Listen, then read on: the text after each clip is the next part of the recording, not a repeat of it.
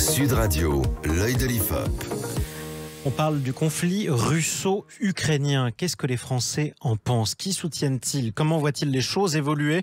Que pensent-ils qu'on doive faire, en tout cas que le gouvernement français doit faire dans le cadre de ce conflit entre l'Ukraine et la Russie? On en parle avec Jean-Philippe Dubrulle. Bonjour à vous.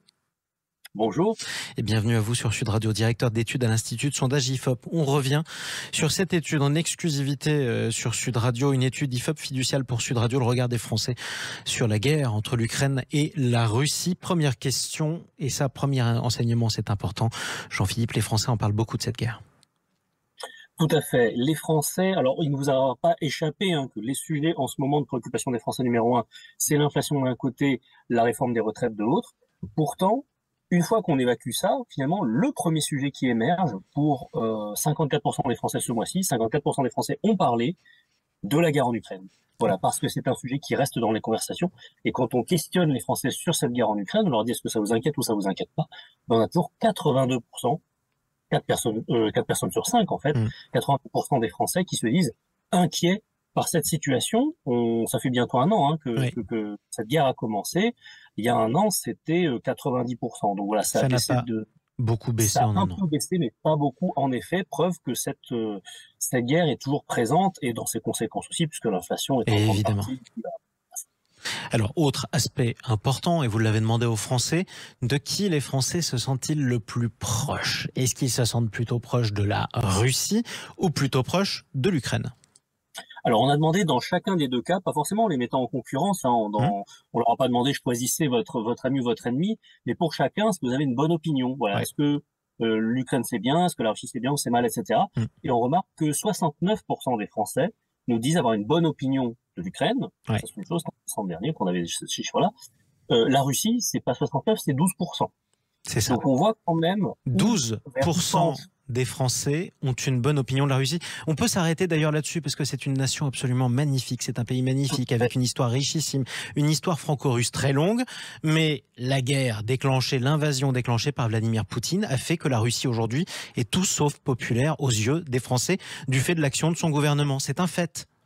Tout à fait. On voit cette amalgame, on pourrait dire, ou cette confusion, cette équation, voilà, entre Vladimir Poutine et la Russie, qui est due à la guerre. On a demandé, outre, est-ce que vous avez une bonne opinion de l'Ukraine ou de la Russie, on a demandé de Zelensky ou de Poutine. Voilà, ça aussi, ce sont des conflits très incarnés.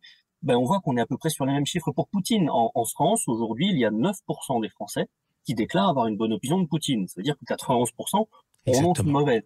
On voit que les chiffres sont très proches, 9 et 12, c'est extrêmement proche. Donc il y a cette équation qui est faite.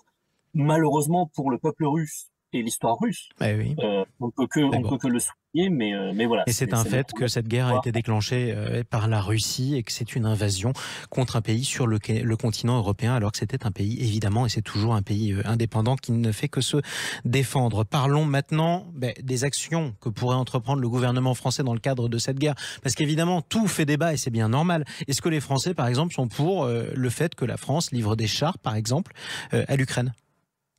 Alors, ils sont majoritairement pour, mais ils sont partagés. Voilà, ce qui est bien logique. Parce que 53%, on est quasiment à moitié-moitié, 53% nous disent approuver la livraison de chars à l'Ukraine, qui demande maintenant des avions d'ailleurs, mais en tout cas 53% des Français pour cette livraison de chars, 47% contre. Donc certes, symboliquement, une majorité est pour, très légère. Mais c'est quand même, c'est quand même une légère majorité. Et on peut remarquer que dans les semaines précédentes, les mois précédents, on a posé cette question à chaque fois qu'il y avait un nouvel envoi ou une nouvelle initiative.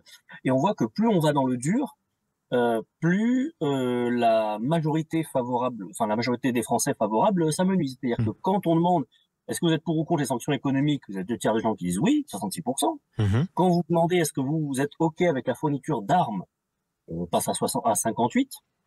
Et là, on parle de chars, donc de chars blindés, de chars de guerre. Là, on passe de 58 à 53. Donc à chaque fois, Et le temps passant aussi, à chaque fois, ça se réduit, plus on va dans un engagement dur, entre guillemets, et plus les Français sont partagés. Et ce qui est logique aussi, puisque ce conflit les inquiète et ils ont peur des conséquences pour leur propre pays. En tout cas, on peut résumer, les Français massivement ont une très bonne opinion de l'Ukraine et une opinion désastreuse de la Russie depuis le déclenchement de cette guerre.